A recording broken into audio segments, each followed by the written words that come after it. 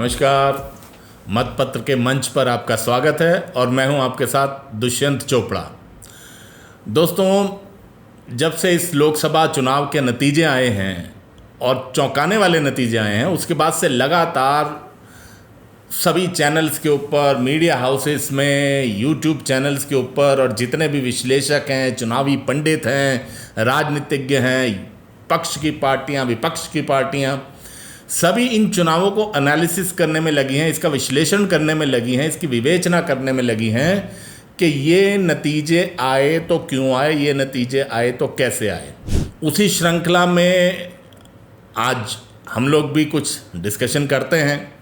जैसा कि थंबनेल में मैंने लिखा कि प्रधानमंत्री को अगर हम एक वैक्सीन की तरह माने तो वो वैक्सीन बिना बूस्टर डोज के क्या असरदायक है, क्या वो वैक्सीन उतनी ही प्रभावी है जितनी कि हम लोग अपेक्षा करते थे, या जितनी कि प्रधानमंत्री मोदी के, विशेष रूप से मैं भारतीय जनता पार्टी नहीं, प्रधानमंत्री मोदी का नाम लूँगा, क्या वो लोग जो प्रधानमंत्री के फॉलोअर हैं, उनके भक्त माने जाते हैं, क्या वो लोग भी उस वैक्सीन से भाजपा को जीत दिला पाए, अपेक्षित नतीजे दिला पाए?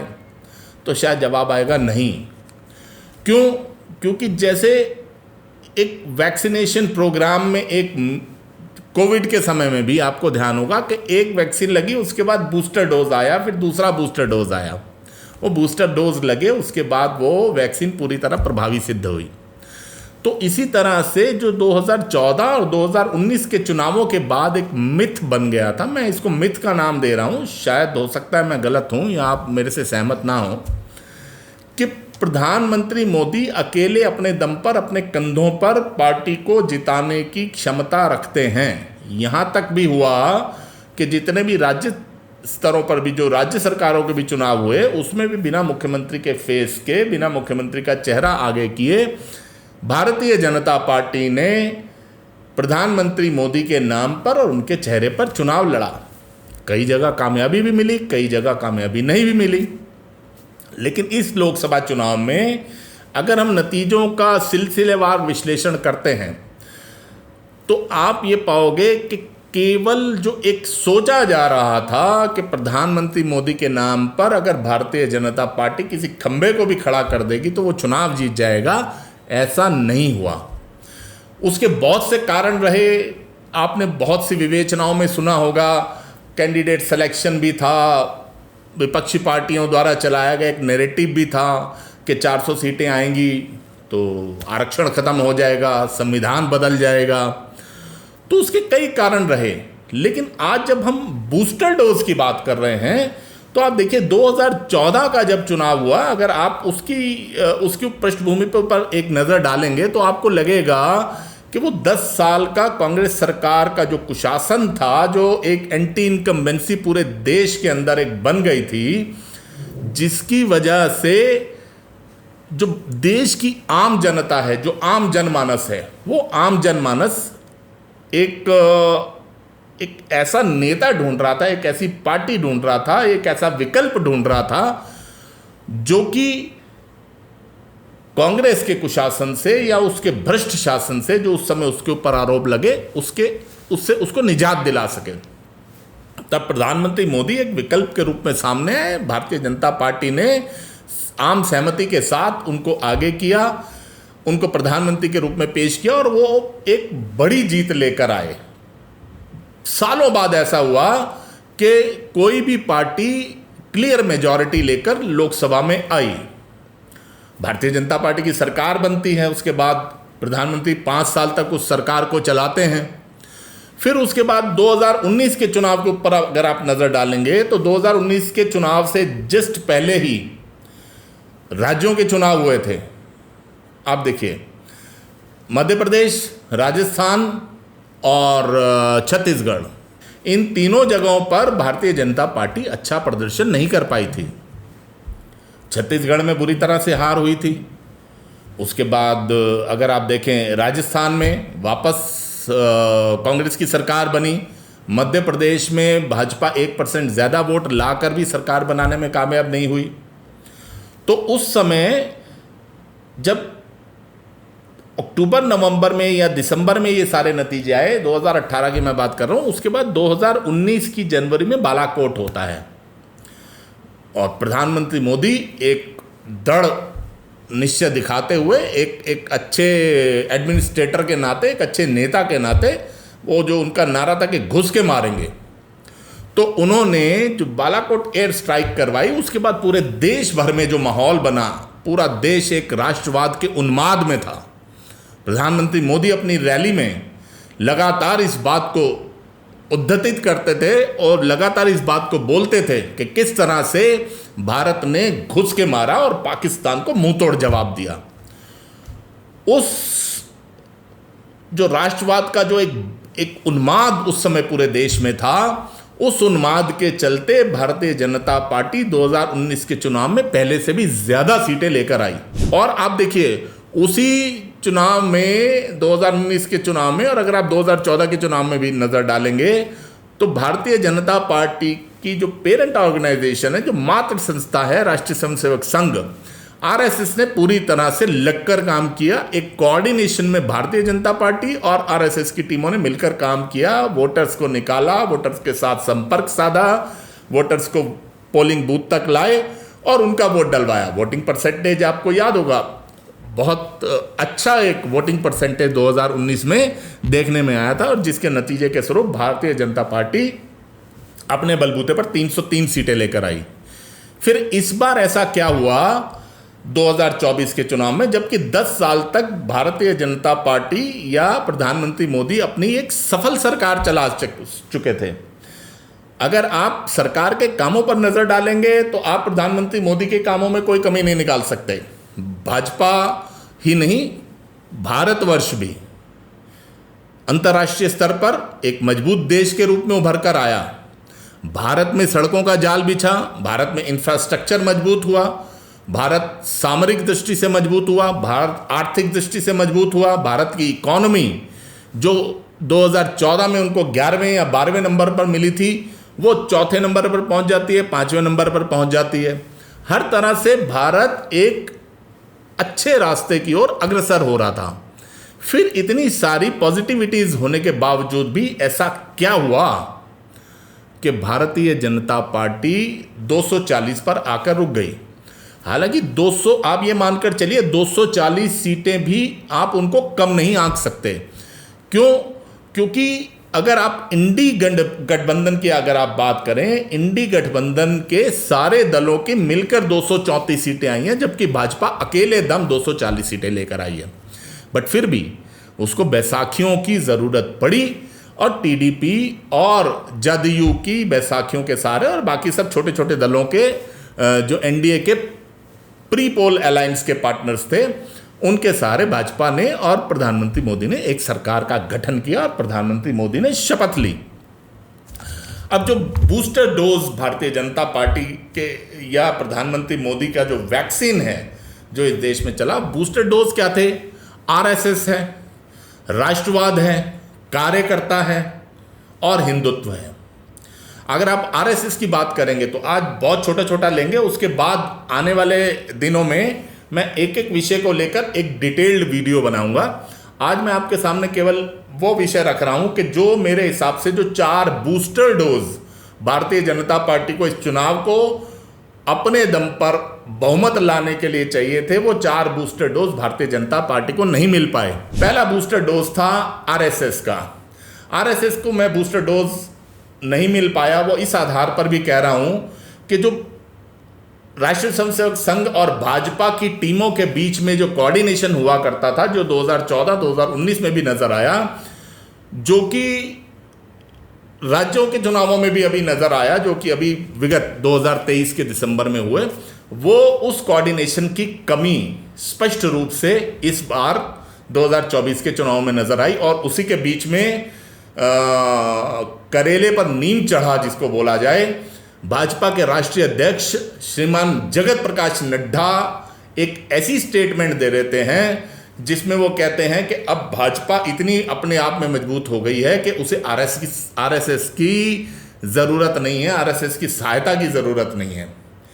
इस बयान को ना सिर्फ विपक्षी दलों ने हाथों हाथ लिया, ना सिर्फ जो लेफ्ट लिबरल का जो कबाल है, जो लेफ्ट लिबरल का इकोसिस्टम है, उसने इस बयान को हाथों हाथ लिया, बल्कि उन्होंने बहुत तेजी के साथ इस बयान को, इस विमर्श को नीचे तक, आम जनता तक पहुंचाया। उस आम जनता में आरएसएस का वो कैडर भी था जो कि बिल्कुल निष्काम भाव से, बिना किसी अपेक्षा के, चुनाव के दिन तो कम से कम अपना खर्चा करके भी वोटर्स को निकालकर बूथ तक लाता था, जो कि इस बार उसकी कमी नजर आई। मैंने कहा डिटेल में हम अगले आने वाले इश्यूओं में बात करेंगे। अगर हम दूसरे विषय पर आते हैं, राष्ट्रवाद का मुद्दा, तो राष्ट्रवाद के मुद्दे के बारे में जैसे कि मैंने पहले ही बोला कि राष्ट्रवाद का मुद्दा एक ऐसा बूस्टर डोज है कि शायद उसके बिना वो वांछित रिजल्ट भारतीय जनता पार्टी को नहीं मिल सकता, या प्रधानमंत्री मोदी की छवि के बावजूद भी नहीं मिल सकता, जिसकी कि भारतीय जनता पार्टी अपेक्षा कर रही है। वो राष्ट्रवाद का मुद्दा 2014 में भी था, जबकि एक भ्रष्ट सरकार को हटाने की, एक ईमानदार छवि वाले व्यक्ति को प्रधानमंत्री लाने के लिए भारत की जनता ने ठाना था। 2019 में बालाकोट, पुलवामा, ये सब चीज़ों का एक जो बैकड्रॉप था वो प्रधानमंत्री मोदी के पीछे था, जिसने भाजपा को एक एडिड एडवांटेज दी, एक बूस्ट किया, एक बूस्टर का काम किया, और भारतीय जनता पार्टी ने उस चुनाव को जीता था। अब अगर हम कार्यकर्ताओं की बात करें तो ये बहुत स्पष्ट रूप से आया कि एक कार्यकर्ताओं का डिस्कनेक्ट अपने नेताओं के साथ इस बार इस चुनाव में और विगत कुछ समय से लगातार भाजपा में देखने को मिला। उस डिस्कनेक्ट के चलते ही जो नेताओं के अंदर, पार्टी हाईकमांड के अंदर, पार्टी के बड़े नेताओं के अंदर जो अहंकार का पुट आया, जो एक अहंकार का भाव आया, उसने उनको ना सिर्फ आम जनता से दूर कर दिया, बल्कि अपने ही कार्यकर्ताओं से दूर कर दिया। भाजपा मुख्यालय एक ऐसा फोर्ट, एक ऐसे किले के रूप में तब्दील हो गया कि वहां पर आम कार्यकर्ता को जाते हुए भी डर लगता है। आप वहां पर, आफ्टर ऑल, एक पॉलिटिकल पार्टी में जो भी कार्यकर्ता होता है वो पेड वर्कर नहीं होता, वो किसी ना किसी विचारधारा के चलते या अपने किसी स्वार्थ के चलते भी अगर वो जुड़ता है तो वो पार्टी से कोई सैलरी तो ले नहीं रहा होता। तो उसको ये रहता है कि उसकी एक्सेसिबिलिटी नेता तक होनी चाहिए, लेकिन वो एक्सेसिबिलिटी, उसकी जो पहुंच जो नेता तक होनी चाहिए थी, पदाधिकारी तक होनी चाहिए थी, उसका संपूर्ण कटाव कार्यकर्ता का इस चुनाव से पहले भारतीय जनता पार्टी का अपने कार्यकर्ताओं से हो गया। उसी के चलते उस अहंकार के भाव में भाजपा हाईकमांड ने जो डिसाइड किया कि भाई ये इसको टिकट देनी है, उसको टिकट नहीं देनी, इस किसी का भी पकड़ के टिकट काट दिया, कार्यकर्ताओं की कोई पूछ नहीं हुई। जो भी सर्वे एजेंसी जिन्होंने सर्वे करके पार्टी हाईकमांड को दिया, वो या तो उनकी इच्छा के अनुसार उन्होंने उस सर्वे के अंदर कुछ चेंजेस किए, या फिर उन्होंने अपने ऑफिस में बैठकर ही सर्वे करके रिपोर्ट पार्टी को बनाकर दे दी। क्योंकि आप देखिए, जो भारतीय जनता पार्टी उत्तर प्रदेश से पिछले चुनावों में इतना कुछ होने के बाद, सपा बसपा के बावजूद भी 64 सीटें लाई, 62 सीटें लाई, वो इस बार कम होके 30 के रेंज में पहुंच गए। 33-32 जितनी भी सीटें भाजपा को मिली। तो ऐसा क्यों हुआ? अगर आप उत्तर प्रदेश का उदाहरण लें तो मैं 2 टिकटों का जिक्र करना चाहूंगा, जैसे कि गाजियाबाद।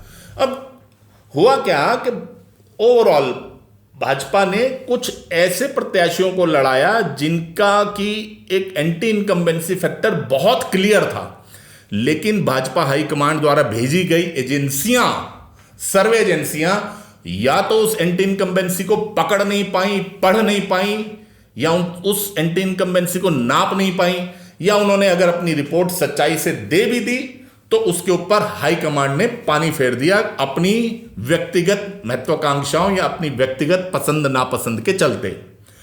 गाजियाबाद की मैं बात कर रहा था। गाजियाबाद में जनरल वीके सिंह को हटाने का कोई कारण समझ में नहीं आता। ये वो सीट है जहां से पहले तोमर जी 3 बार लोकसभा चुनाव लगातार जीते, राजनाथ सिंह जीते, पिछले 2 बार से 2014-19 में जनरल वीके सिंह जीते। तो एक परंपरा सी बन गई कि गाजियाबाद परंपरागत रूप से भाजपा की सीट है, तो ठाकुर या राजपूत इस तरह से कोई कैंडिडेट यहां पर होना चाहिए। तो बिना किसी एंटी इनकम्बेंसी फैक्टर के चलते the reason best known to the high command, जिन्होंने भी उनकी टिकट काटी, जनरल वीके सिंह की टिकट कटती है। हालांकि भाजपा देखिए अलग अलग केस टू केस आप स्टडी करेंगे, अलग अलग उदाहरण है। यहां पर भाजपा ने कैंडिडेट बदला, एक नए प्रत्याशी को टिकट दी गई, एक ऐसा प्रत्याशी जिसके ऊपर अपुष्ट रूप से या जो भी है, मैं उस बात का कहीं ना तो खंडन कर रहा हूं ना उस बात को कुछ वो कर रहा हूं, यह था कि शायद वो एक लैंड माफिया के रूप में जाने जाते हैं, ऐसे प्रत्याशी को उन्होंने टिकट दिया। हालांकि वो जीत गए, लेकिन जनरल वीके सिंह का टिकट काटा जाना पूरे पश्चिम उत्तर प्रदेश में एक गलत मैसेज भाजपा के लिए लेकर गया। वहीं दूसरी ओर एक ऐसे व्यक्ति को टिकट दिया जिसको टिकट देने का कोई कारण ही नहीं था, कृपाशंकर सिंह। अब कृपाशंकर सिंह मुंबई में रहते हैं और ये वही कृपाशंकर सिंह हैं जो कि 26/11 के बाद, जिस समय राष्ट्रीय स्वयंसेवक संघ के ऊपर एक आरोप लगाते हुए महेश भट्ट और दिग्विजय सिंह ने एक प्रेस कॉन्फ्रेंस करके एक बुकलेट का विमोचन किया, जिसमें उन्होंने दिखाया कि किस तरह से भगवा आतंकवाद है, ये हिंदू आतंकवाद है। अगर उनकी चलती तो शायद कसाब को भी वो हिंदू डिक्लेयर करके भाजपा और आरएसएस को कटघरे में खड़ा कर देते। तो एक ऐसा व्यक्ति जो उस कार्यक्रम का अहम हिस्सा था, जहां पर कि भगवा आतंकवाद को एक ब्रांड बनाकर एस्टेब्लिश किया जा रहा था, कृपाशंकर सिंह, ऐसे व्यक्ति को भाजपा अपना प्रत्याशी बनाकर उतारती है, तो स्वाभाविक रूप से उसको हारना ही था। तो ये दो उदाहरण है जहां एक सच्चा देशभक्त, जिसकी देशभक्ति के ऊपर कोई क्वेश्चन मार्क नहीं है, जनरल वीके सिंह, उसका टिकट काट दिया जाता है, और ऐसा व्यक्ति जो कि भगवा आतंकवाद के ऊपर, आरएसएस के ऊपर लांछन लगाने के वाले कार्यक्रम में प्रमुखता से हिस्सा लेता है, उसको भाजपा टिकट दे देती है। उसका आना स्वाभाविक था। तो ये वाली चीज कार्यकर्ताओं को हजम नहीं हुई, तो स्वाभाविक रूप से कार्यकर्ताओं ने वहां पर काम नहीं किया और भाजपा चुनाव हारी, कृपाशंकर सिंह हारे। इसी तरह से राजस्थान में भाजपा को बहुत नुकसान हुआ। राजस्थान का अगर आप लें तो जिस समय टिकट डिक्लेयर हुए, उस समय बाड़मेर से जैसे ही कैलाश चौधरी का टिकट डिक्लेयर हुआ, उस समय कैलाश चौधरी, जिनका एंटी इनकम्बेंसी फैक्टर का अगर कोई मीटर नाप लें, अगर कोई भी सर्वे एजेंसी मीटर नाप ले, तो कैलाश चौधरी की एंटी इनकम्बेंसी या उसका विरोध इतना ज्यादा था कि मीटर तोड़कर भी वो विरोध बाहर आ जाए, इतना ज्यादा उस व्यक्ति का विरोध था। लेकिन क्यों? क्योंकि वो एक नेता विशेष का खास आदमी था, इसलिए कैलाश चौधरी को टिकट दी गई और जनाब तीसरे नंबर के ऊपर आए। जो अभी विगत जो विधानसभा चुनाव हुए उसमें कैलाश चौधरी की क्या भूमिका रही, ये किसी से छुपी हुई नहीं है, ये राजस्थान बीजेपी से छुपी हुई नहीं है, और यही बात कोई केंद्रीय नेतृत्व से छुपी हुई नहीं है। लेकिन उसके बावजूद भी कैलाश चौधरी को टिकट दिया गया और वो हारे। तो ये बात हुई कि जिनको टिकट नहीं देना चाहिए था फिर भी दिया। ऐसी चुरू में जिनको टिकट देना चाहिए था उनको पार्टी ने टिकट नहीं दिया। राहुल कसवां, जो कि पिछली 2 बार से वहां से सांसद बहुत अच्छे मेजॉरिटी से जीत कर आए, जिनके पिता वहां से लगातार सांसद रहे और पूरे चुरू क्षेत्र में उस परिवार का ना सिर्फ दबदबा है बल्कि समाज में इज्जत की नजर से उनको देखा जाता है।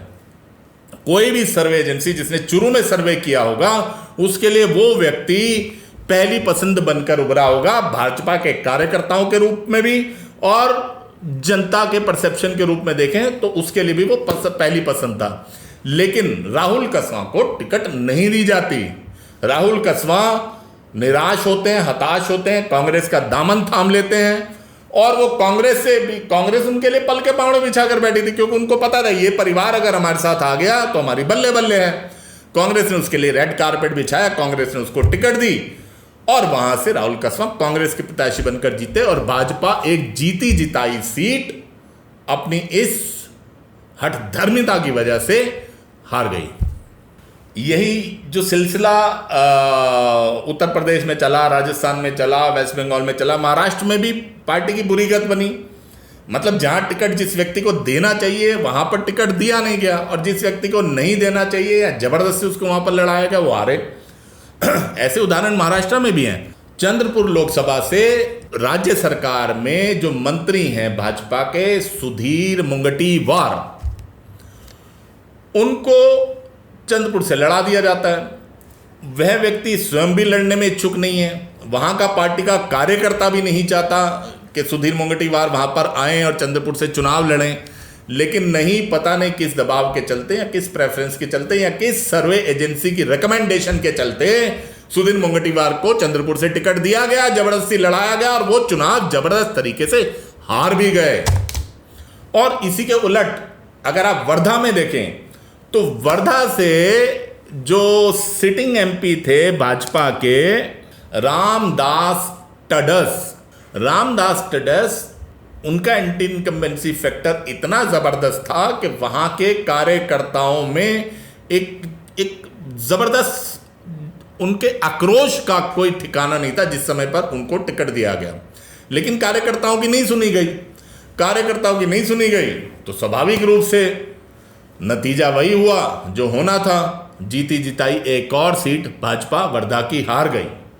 ऐसे ही अगर हम चलते चलते नजर डालते अहमदनगर महाराष्ट्र, सुजय विखे पाटिल एक राजनीतिक परिवार से आते हैं, जो परिवार पहले कांग्रेसी परिवार हुआ करता था, लेकिन 2019 में उनके पिता ने भाजपा ज्वाइन करी, ये भी भाजपा में आए। 2019 के चुनाव में इनको टिकट दिया गया और ये 2,81,000 वोटों से सुजय विखे पाटिल 2019 का चुनाव अहमदनगर से जीते थे। लेकिन इस बार परिस्थितियां बदली हुई थी। मैं वही कह रहा हूं कि कार्यकर्ताओं की बात को ना मानना या कार्यकर्ताओं की राय को तरजीह ना देना भाजपा को किस तरह से महंगा पड़ा 2024 के चुनाव में। ये वो बूस्टर डोजेस थे, ये वो बूस्टर डोजेस हैं जो मोदी जी की वैक्सीन के साथ में चाहिए अगर भाजपा इन चुनावों को या किसी भी चुनाव को जीतना चाहती है। तो अहमदनगर में भी वही हुआ। वो राजनीतिक परिवार से आया हुआ यंग लड़का जो अपने दादा की विरासत साथ में लेकर आया, जो कि केंद्रीय मंत्री रहे, वो अपने पिता की विरासत साथ में लेकर आया, जो कि लगातार महाराष्ट्र में मंत्री रहे और विधायक रहे। इनके पिता लगातार 7 बार सांसद रहे। 2019 में खुद भी चुनाव जीते, लेकिन अहंकार का पुट इतना था, जनता से कटाव इतना था, भाजपा के कार्यकर्ता से कटाव इतना था कि वो एक अंदर ही अंदर भाजपा का कार्यकर्ता घुट रहा था वहां पर अहमदनगर के अंदर। लेकिन उसके बावजूद भी किसी ना किसी की पसंद या नापसंद के चलते इनको टिकट दिया जाता है और ये भी हार जाते हैं। तो कार्यकर्ताओं से कटाव का जो बूस्टर भाजपा को इस बार नहीं मिल पाया, उसके ऊपर भाजपा को विवेचना करनी चाहिए। और साथ ही ये भी विवेचना करनी चाहिए कि जो व्यक्ति इस बार हारे हैं, उन हारे हुए व्यक्तियों में टिकट की रिकमेंडेशन किसकी थी।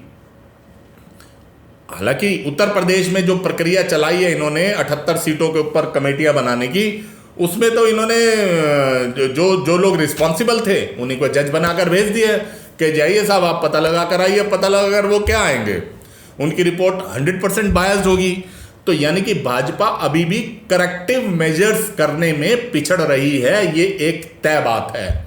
भाजपा को इस पर बड़ा गंभीर चिंतन करना होगा, मनन करना होगा, आत्ममंथन करना होगा कि आखिर कहां गलती हुई है। उत्तर प्रदेश में जिस तरह से ये टीमें भेज रहे हैं वो टीमें किसी काम की नहीं हैं। वहां से अच्छा रिजल्ट या एक जो प्रॉपर एक हार का कारण चाहिए वो कारण निकलकर नहीं आ पाएगा। दूसरी पार्टियों से जितने भी लोग आए उनको भाजपा के कार्यकर्ता ने स्वीकार नहीं किया। दूसरी पार्टी से आए हुए जितने भी कैंडिडेट लड़े थे उसमें से 69%, लगभग 70% कैंडिडेट अपना चुनाव हार गए। ये भाजपा के लिए एक सोच का विषय है, क्वेश्चन मार्क है। चौथा बूस्टर डोज जिसकी हम बात कर रहे थे वो हिंदुत्व की बात है। प्रधानमंत्री मोदी ने 2014 से 2024 तक के 10 साल में इस देश के अल्पसंख्यक समुदाय, विशेषकर मुस्लिम समुदाय को अपनाने का, उनकी सहायता करने का, उनको केंद्र सरकार की हर योजना का लाभ पहुंचाने का भरपूर प्रयास किया। सबका साथ, सबका विश्वास, सबका प्रयास, ये नारे उन्होंने दिए, लेकिन वो विश्वास जो उनको चाहिए था अल्पसंख्यक वर्ग विशेषकर मुस्लिम समुदाय का, वो नहीं मिला। बावजूद इसके कि मुस्लिम समुदाय के लिए हर संभव हर चंद कोशिश केंद्र सरकार ने भी की, राज्य सरकार ने भी की। प्रधानमंत्री आवास योजना हो, शौचालय योजना हो, जनधन योजना हो, अपना प्रधानमंत्री कोई भी आयुष्मान कार्ड योजना हो, हर योजना का मैक्सिमम लाभ मुस्लिम वर्ग को मिला। लेकिन इस चुनाव ने यह साबित कर दिया कि मुस्लिम समुदाय के वोटर ने, मुस्लिम वोटर्स ने एकजुट होकर उस प्रत्याशी को वोट दिया जो प्रत्याशी भाजपा को हराने में सक्षम था। जबकि दूसरी ओर वो हिंदू वोटर जो बड़ी आस से भाजपा की ओर, प्रधानमंत्री मोदी की ओर देखता था कि उसको एक मसीहा मिला है, उसको एक क्रूसेडर मिला है जो कि उसे सालों से चली आ रही, सैकड़ों सालों से चली आ रही विसंगतियों से दूर निकालेगा, बाहर निकालेगा।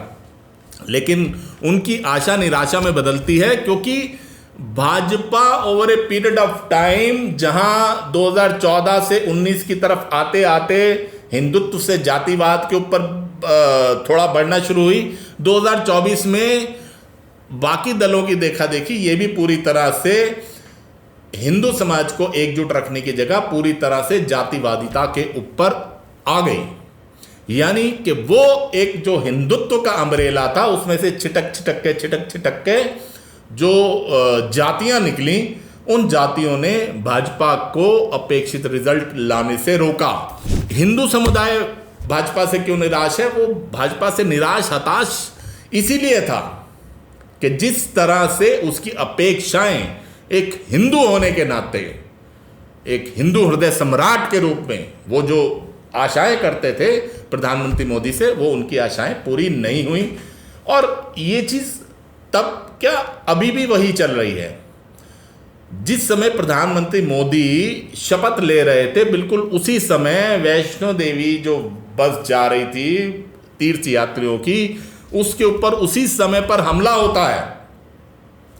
आप देखिए उनका क्या कसूर था? उनका यह कसूर था कि वो उस समय वो दुर्भाग्यपूर्ण बस, उसके यात्री जो हैं जा रहे थे जिस समय प्रधानमंत्री मोदी वो शपथ ले रहे थे, और ये वाली बात प्रधानमंत्री मोदी के दुश्मनों को नागवार थी। उन्होंने कुछ ना कुछ करना था और वो लोग उनके हत्थे चढ़ गए।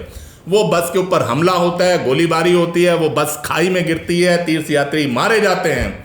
लेकिन आप देखिए साहब कि प्रधानमंत्री ने अपने राहत कोष से एक भी पैसा क्या उन यात्रियों के लिए डिक्लेयर किया? उनके जख्मों पर कुछ मरहम लगाने की कोई प्रयास भाजपा की ओर से या केंद्र सरकार की ओर से या पर्टिकुलरली प्रधानमंत्री मोदी की ओर से हुए? नहीं हुए। वहीं उसके कुछ दिन बाद ही जब कुवैत के अंदर एक प्राइवेट कंपनी के अंदर आग लग जाती है, वहां कुछ लोग मारे जाते हैं, उनके लिए तुरंत प्रधानमंत्री कार्यालय एक्शन में आता है। उनकी हर तरह से कुवैत में जाकर सहायता होती है, उनको 2-2 लाख रुपए का एक्स ग्रेशिया डिक्लेयर होता है। तो ये वाली चीज हिंदू समाज को नजर आ रही है, वो इस चीज को महसूस कर रहा है कि वो यूनाइट होकर भी क्या करे। अगर वो यूनाइट होकर प्रधानमंत्री मोदी को वोट देता भी है तो प्रधानमंत्री मोदी तो सबका साथ सबका विकास में लग जाएंगे। तो सबका साथ सबका विकास का कोई विरोध नहीं करता। जरूरत सिर्फ इस बात की है, हिंदू जनमानस ये चाहता है कि प्रधानमंत्री मोदी हिंदू हितों का भी उतना ही ध्यान रखें, उतनी ही शिद्दत से ध्यान रखें जितना कि वो देश के बाकी अल्पसंख्यक समुदायों का रखते हैं। ऐसे में एक बात मैं यहाँ ज़रूर कहना चाहूँगा कि आज भी प्रधानमंत्री मोदी की सरकार एक कमज़ोर सरकार नहीं है, बैसाखियों के सहारे खड़ी हुई सरकार नहीं है। ये एक मजबूत सरकार है, ये अपना टर्म पूरा करने में पूरी तरह से सक्षम है और प्रधानमंत्री मोदी भी इस देश को अपनी योजनाओं के जरिए, अपनी नेतृत्व क्षमता के जरिए आगे ले जाने में पूरी तरह से सक्षम हैं।